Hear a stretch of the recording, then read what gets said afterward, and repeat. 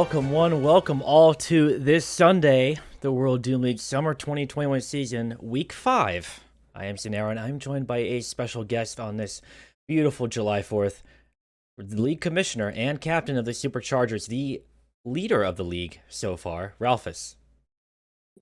Thank you, Xenaero. It's great to be here with you, celebrating the American Independence Day. It's all about hot dogs, hamburgers, and a little bit of Doom action. The red, white, and blue runs the WDL flag, so let's get it going. And get it going we shall. Now we are seeing a couple teams that are practically guaranteed a playoff berth so far. We have, they're just competing for seeds at this point, isn't that right? Yeah, so that's accurate. Not practically. These two teams are definitely in.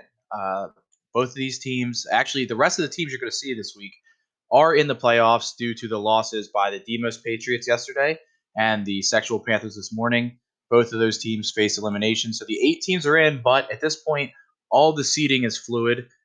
This game here between Onslaught and Rip and Tear is likely to be a battle for the second seed. So a lot of home field implications in this matchup, and these are two of the best teams all season. I think we're going to see a real barn burner here today. All right, and to kick things off, why don't you lead us through the red team, Rip and Tear? Absolutely. So Rip and Tear, they've been killing it all season.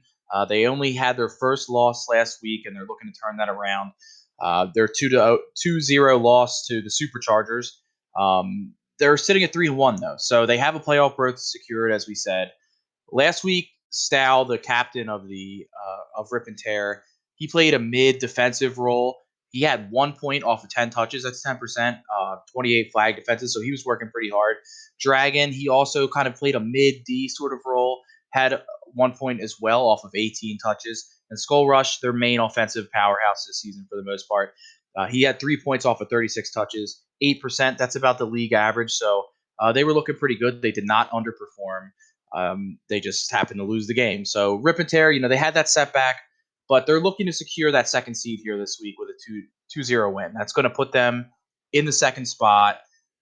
Matching up against Onslaught, Rip and Tear are up against the high fragging team here. So in a defensive heavy map, can Rip and Tear best Onslaught and run effectively? A lot of people think of this map as very offensive, but the truth is that unless you have a runner that can really open this map up, it tends to lean defensive, and we've seen that in the first 2 games this week. The team captain Stallion, he's likely going to play a base defense role here, or Dragon. One of those will, and they're going to need to stave off sustained attacks from Dranzer and probably Dassin to secure the win. Dragon, if he plays mid, he'll need to be a hard counter to Dranzer if Rip and Tear want any offensive pressure to happen here. Skull Rush, he's likely going to continue his running campaign by running on this map. He's had a great, excellent season so far. Every season that he plays, he just continues to get better, and he's really solidifying himself as a marquee name in this league. He has the rocket jumps, and he has all that in his bag of tricks, and it's going to be interesting to see if he can use them to break up Onslaught's defensive hold. I assume that Onslaught's going to frag pretty heavy. So Rip and Tear, they got some work to do. This is going to be a heavy-hitting game. Why don't you tell us a little bit about Onslaught? I absolutely will, thank you. Onslaught, they lost 2-0 last week to Dosu and Franks. Onslaught is sitting at a record of 2-2 with their playoff spot secured. A win here will propel them into the top half of seeds. Remember, these teams are playing now for seeding, where if you are a team going into a home field advantage, they're playing your map first. So it's very important for teams to fight for the best seeding they could possibly get. Last week, team captain Dastin had computer issues and could not make the game. King Dime started in his place on offense, with Seneca on defense and Dranzer on mid, filling in for the last second. Onslaught was set back last week, but this week, Dastin is available to play and set to make a huge difference this game in comparison to last week. Now, their matchup against Rip and Tear, Dastin may forego defending this week in order to utilize his rocket jumping skills on offense. He's one of the top runners in the league and exceptional at using utility. Look for him to spice things up when getting flags out. Any route is possible with Dastin. WDL rookie Seneca could play mid or defend here, as he's proven to be apt at either role. This would free up Dranzer to support Dastin however he would like. This map flows very fluidly, so expect many players to play multiple positions as the series progresses. Now, Dranzer had a bad week last week, but the unobservant player could mistake that as the new normal. Dranzer has some of the best frag power in the league, and he'll be sure to show it off here. He can thrive on mid or defense. Now, we talked about the map and how these players may approach it, but why don't you take a look at the map for yourself. Here's map 32.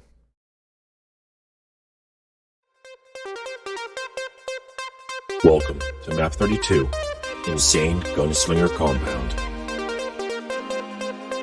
This map requires precision and stealth to get into the enemy base. Use the lifts with caution. On either side of the mega armor, at the center of the map, there is a pit with a large lift. It can be a hiding spot, or an alternative route.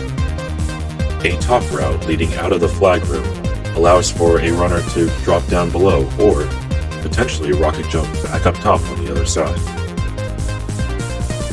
Matches are played in a best-of-3 format, where the team that scores 5 flag captures, or the team with the most flag captures at the end of 10 minutes, is the winner.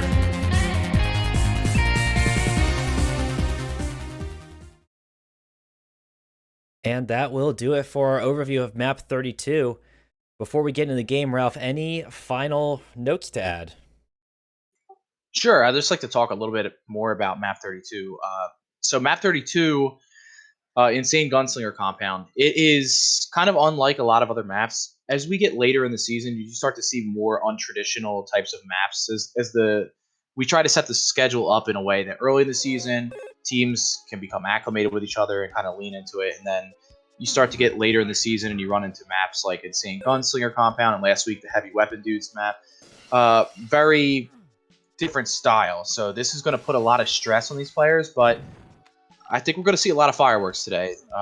There's going to be a lot of rocket jumping, a lot of intricate running, and the team that's best coordinated is probably going to win this. There's a lot of different strategies that each team could take coordination-wise to try and draw those defenders out.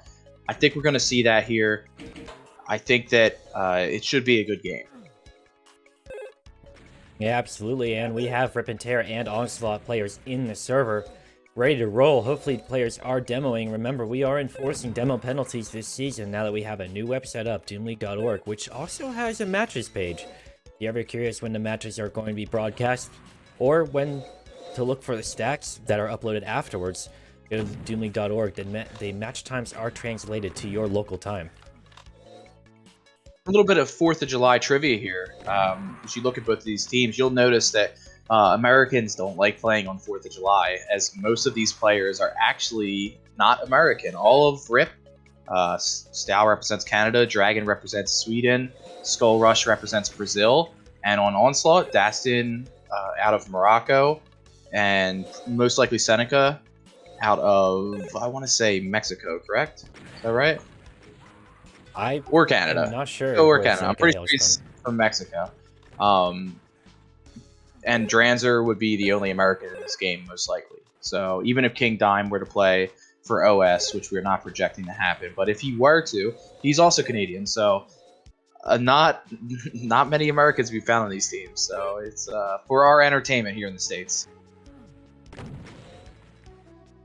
Seneca is from Mexico, and King Dime is a Canadian speedrunner. His rookie season, and remains to be seen if he will be played right now. I do see Seneca waiting in the spectator list. We might be seeing King Dime starting off for OS. I believe they're waiting for Seneca here to join the game. This is one of his signature moves, to join the server and walk away from his computer for 10 minutes.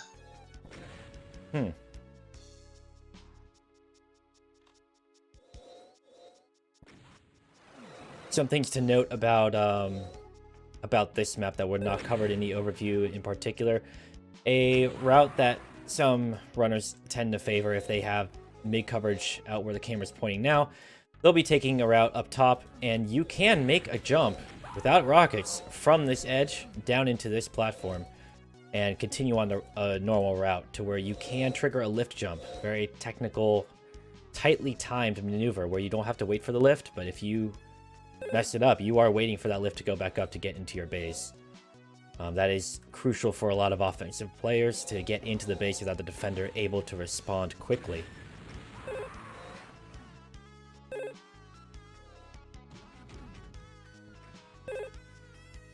Yeah, look for a lot of, seems like this season, a lot of rocket jumping from the tall lift from a team's own side up to the top for an initial run. That's kind of something that we're starting to see this year, that we've seen a lot of players do so far, which historically I don't think that we've seen that, because a lot of players will lose too much health going for that first run, but it's interesting to see. It's been some time since this map has been played in the league, so we're kind of seeing how things shake out here.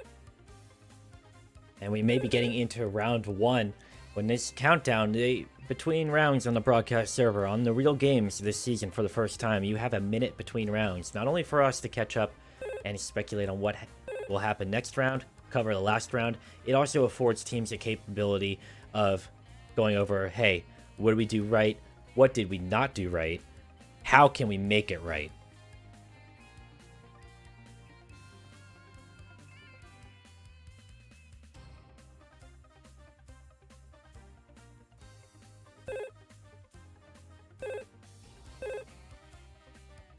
Alright, and players are calling for going on start. We'll be getting into round 1 of Rip and Tear versus Onslaught. Good luck, have fun, let's get to it. Starting off on Team Captain Dastin, grabbing the blue armor, 50% damage reduction. Very helpful for an offensive player. Gets the lift run, blasts the defender in the back, showing that quick ability to get into the base. Dastin mistakenly, I believe, rocket jumps back and loses the flag. Yeah, Dastin trying to strike quick here. We're starting to see a little bit of a change, it looks like. I think Dastin may end up running this game. He spent most of the season on defense, but his talents are probably best used as a runner here. Stallion with another touch for Rip and Tear. And being able to get it to that side for his teammate, Dragon, to pick it up. Can't get picked up again. It does not. It gets returned, which is a great return for OS, being at the mouth of the enemy base. Yeah, and you got to give credit to Dragon there. A big pickup from him, trying to make that happen. I think you're going to see more of that coordination, and it will pay off eventually. This map is very defensive heavy. Not a lot of flags have been seen getting out so far this week. But Seneca does get it up top. It's not in a great spot for a player to pick it back up. You can rocket jump up to that top edge, which Dastin did. And currently he's carrying the flag back to his base. If he can make this lift jump, his momentum does get slowed. He makes it. That's going to be 1-0, first blood for Onslaught. And that was an excellent heads-up play by Dastin. He likely knew that it was down there, and he quickly got up and grabbed it before any sort of return could happen.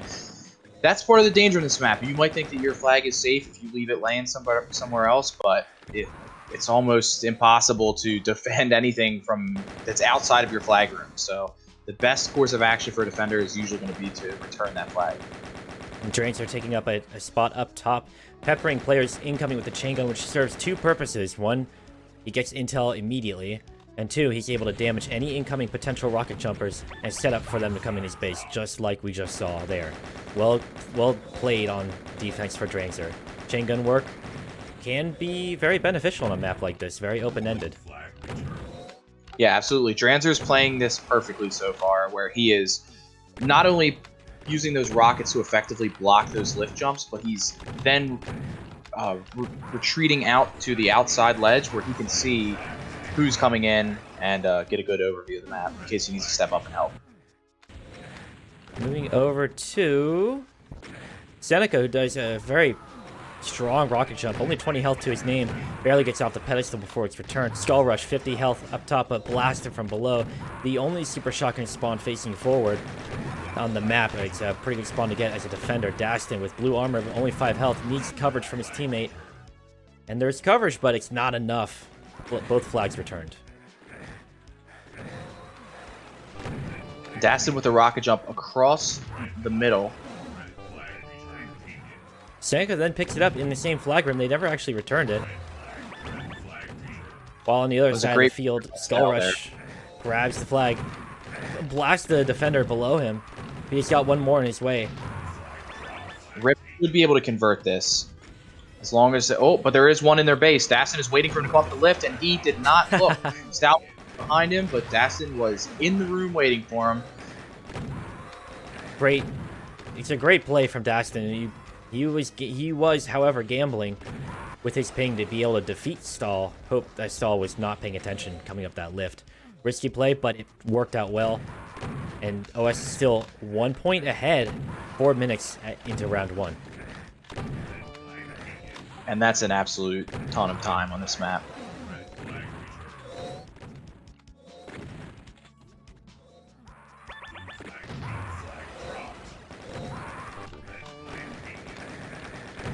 Daston defeating some chain gun action. Gets some more chain gun behind him. He can't escape.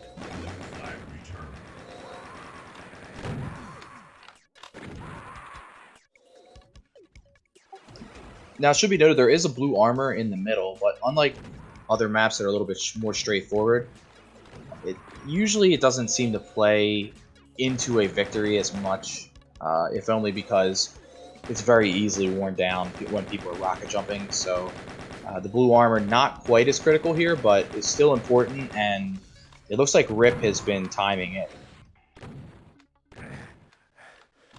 Yeah, this map has a conduit style mid where an offensive player is pretty, it's good to try to frag your way past the enemy team. At least it sets their spawns back. But while that's happening, Daston has a little bit of health, has to burn that spawn directly behind him, can't get the guy in front of him. Seneca does pick it up, but it's quickly returned right afterwards at the midpoint of the map.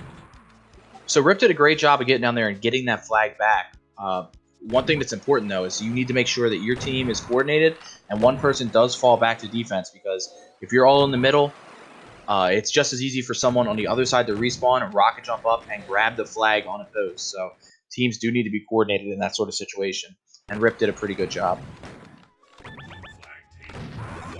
Skullrush being able to grace that flag but not get off the pedestal. Dropping down and grab that super shotgun spawn is a good route for a runner to take going out through mid, because then you have a super shotgun in your pocket. Skullrush looks like he has a good run going here, but he's unfortunately shut down. Drancer jumped up to stop him. Stall does have some health, but quickly intercepted at the landing point. That's one point that the rest of the team must clear if the runner's going to take that kind of route. Coordination on this map is extremely important, if not critical, to getting across mid and into your own base, because there's so many blind spots that the enemy team could potentially hide on, as we saw earlier with Daston. I've really seen two kind of styles of play this week. The one where a team will try to control and moderate what's happening, try to control the flow in mid, and then the other type of method where they're just kind of thriving on chaos. And great play by Skullrush there. Yeah, great awareness from the team. I mean, they got burned already with Daston sitting there. They were aware that a player could be in that flag room, and Skullrush was able to convert that capture, tying it up 1-1 in the first round. 3 minutes left. Anything can happen. Yeah, great awareness by Skullrush, and that really plays into what I was saying. You have two types of teams this week: those that are trying to control and regulate who comes through the middle, and those that are trying to just cause all-out chaos and thrive in that sort of situation. It seems like this game started with Rip trying to moderate and regulate who was coming through the mid, but now we're starting to see that they're trying to break the game down and have to get these double runs going, and that's really playing into the strengths of Skullrush.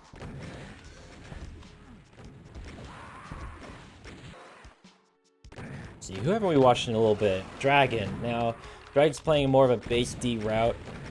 Very strong player.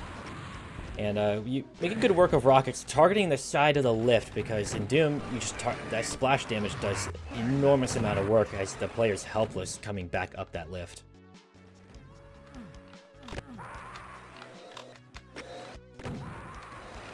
And Dragon's been playing an excellent defense all season. Comparing the frags between the two, Onslaught is ahead by about 25 frags, so they are the clear winners in terms of power on the field, but frags will only carry you so far on a technical map like this.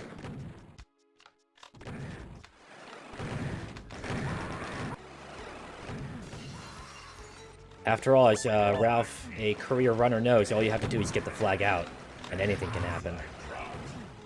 Absolutely. You know, it's all about touches. The more touches you get, the more opportunities you have to score. Xenaero gets across with some coverage for his team there.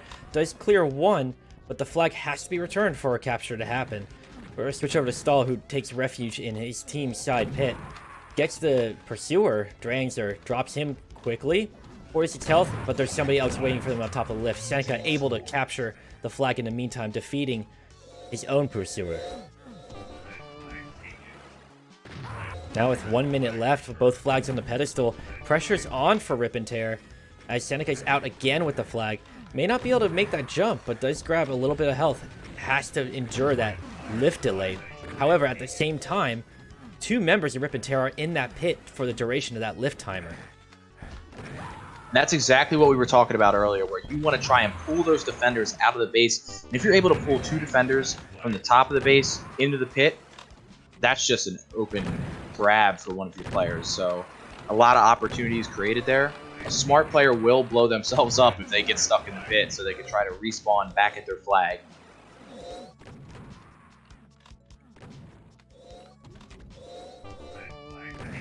Dastin gets out of the base relatively cleanly. Great rocket jump up top. That's what we're seeing. And what a capture. Oh my god. End to end in such a short amount of time. Dastin, known for his rocket jump prowess, showing off in the final seconds of the first round, sealing it 3-1. And that's absolutely huge for Onslaught. You know, they're looking for that number 2 seed right here. And once they started getting things going, they were showing that offense that they've been showing all season, one of the most powerful offenses in the league. But beyond that, also great fraggers. You'll see that they scored 38 at more frags than Rip did in this round. And that is pretty big on a map like this. Pretty excellent work from Dastin, who is a runner, being able to frag his way forward as well, which on a map like this, you know, the end-to-end by the way the normal player moves, it takes you a significant amount of time, especially with a lot of spawns not being the favorable super shotgun. A runner fragging their way forward does set back the other team's offensive capability by a pretty good margin.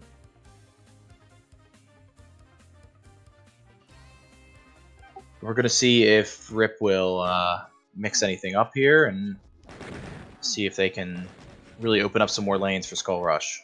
Well, Slayer did not come out for a substitute for Rip and Tear, so it will be Stahl dragging Skull Rush. We'll be interested to see. Stahl does get the first touch. He's typically a defensive player, but you know, anything's possible in the second round of this series where Rip does need to win. Dastin with mega armor and a significant amount of health. Some rocket work coming out for him. Does get 2. Seneca picks it up the rest of the way. Huge pickup. Great pickup from Seneca. Can he make the lift jump? It's a tough jump to make, especially with low momentum like that. But team's covering it. 1 score on the board for Onslaught. Great teamwork by Onslaught. My god, and they're going to just double up on him. Oh my god. Dastin with, again, the hallmark rocket jump that he's known for. Taking a blue armor and applying its 50% damage reduction to great effect. 2-0 for Onslaught in the opening minute of round 2. Absolutely. It's just, you know, Onslaught has that offensive prowess going right now. You know, they're very aware of the situation. They had Rip on their heels, and Rip just did not reset in time. And Dastin has another pretty good run going here as well. Rocket jumps do cost a lot of health. Even with blue armor, he may not be able to make this. And he cannot, but he knows exactly where the flag is. He might be opting to clear the base first. Does get blue armor, but no rocket launcher. We'll switch over to Skull Rush, who's being chased down by chain gun fire. It does get returned. Good return from Drangzer. Can Dastin make it onto his pedestal, defeat the person? Oh wait, hold on. He went back to the enemy base to grab a rocket launcher. Wow. And Dastin is just putting on a clinic here today. what could be said? I mean, that's shades of MVP. And he's still got enough health to do it again. Could be a 2 flags, 1 life situation here. Actually, yeah. He did die the first time he tried it, but he doesn't have low enough armor to pick up the green. And there's no med kit for him available there. Switching over to Stall just in time to see him drop.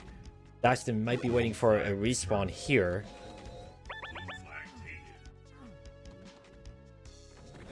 We'll see what happens here. Oh, flag carriers meet in the corner here. It's Dragon versus Daston. And both flags do get returned. Oh, flag carriers meeting great. again. Seneca with a return on the top of the enemy base. Drop it down below. Flag does get dropped in the pit. Is any player going to return it? Stahl with waiting on the pedestal for it. But fact is, 7 minutes left. Anything can happen, but OS is up 3-0. And drawing players into the that's no pit. fault of Skull Rush. Skull Rush took that flag up top, and he pretty much had that score. He just got beaten the one-on-one with the opposing flag runner coming out of his base. If Rip was able to keep that flag in, Skull Rush would have definitely scored that flag. So, what's happening right now is you're seeing the Onslaught has created this chaotic environment that we were talking about last round, and they're just thriving in it compared to Rip. Rip is kind of scrambled. They can't get coordinated. They're going to need to pull it together here and create their own chaos. Stall with no armor to speak of, very low health. It does get... Oh no, it gets returned, and the Skull Rush is going from the pedestal across the top and into his own base. Can't get the lift jump, but there should be enough cover. If he can avoid the rockets hitting his own pedestal, which he does not. But he spawns and picks it back up. Scores it, stalls out with another flag. And Stow missed a critical shot there on Transer on the top that would have almost assured All 3 another members score. of Onslaught are in the pit. Skull Rush able to use the hard cover up top. Oh, it can be picked up and scored again. All members of Onslaught in that pit critically hampered their ability to return the flag, allowing Rip and Tear to convert another capture. That's really what it's all about here, is drawing those defenders down and out of an area where they're not going to be able to return that flag anymore.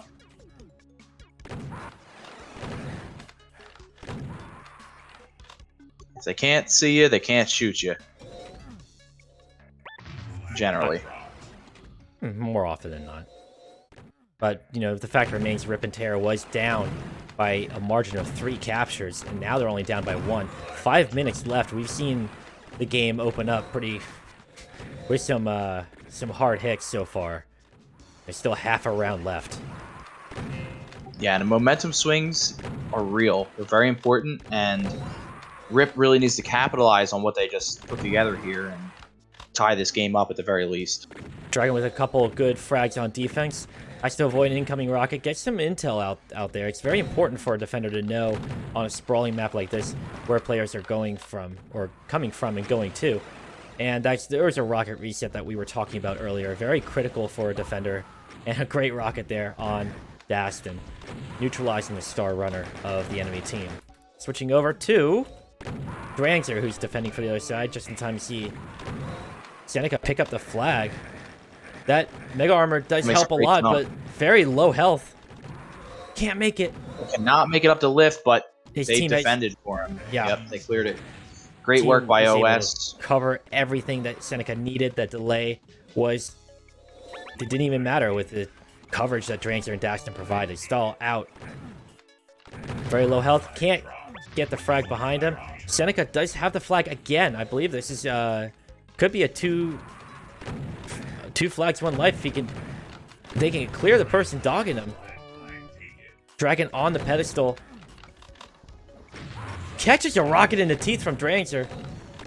While the opposing player, wow. Daston, and That's was it. able That's to- the game. Yeah, that's it. Great play from, everybody, honestly. What a wild round 2 that was. It blew wide open. Teams were not as defensive as they were in the first round. And that will be OS taking it in a 2-0.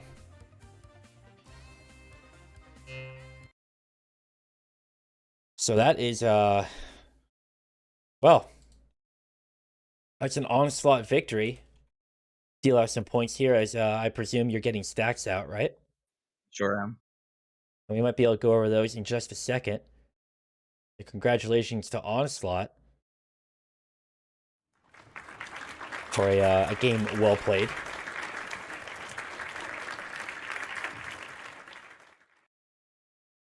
And we'll be able to read the stats live for you on the air as soon as the results are posted.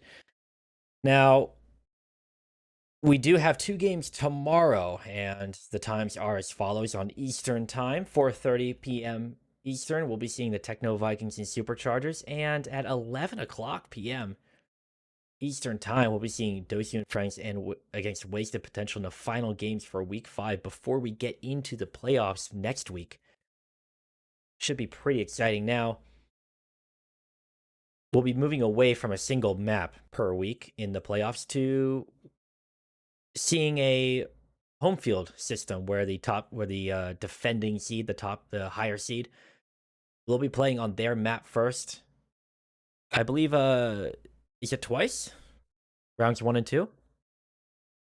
Yeah, so the way it works, it is a best of 5, more or less, depending on how ties work. But best of 5, and the first 2 rounds, the home field will belong to the higher seeds, but the lower seed will get at least one opportunity to play on their map. So it goes higher, higher, lower, lower, higher, and then it goes back and forth.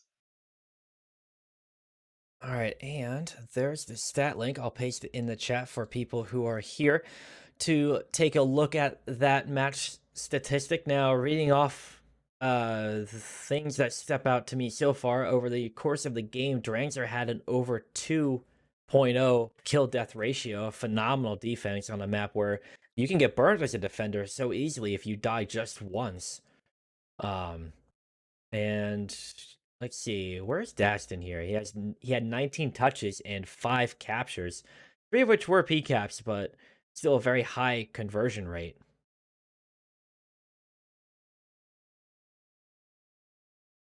Yeah, Dranzer and Daston were quite the duo that game, but Seneca had a lot of really important key plays, and he still put 3 points on the board himself. So all 3 players played great, and that's no discredit to Rip. They were playing pretty well too, but this map seems like it was built for Onslaught, and they made sure to show that this week. All right, well, that will do it for our games on this Sunday, July 4th. Ralphis, thank you for joining me today. Is there anything you would like to add before we play everybody out? Well, thank you for having me, and thank you for everybody for tuning in and watching not just this game, but all the games this season.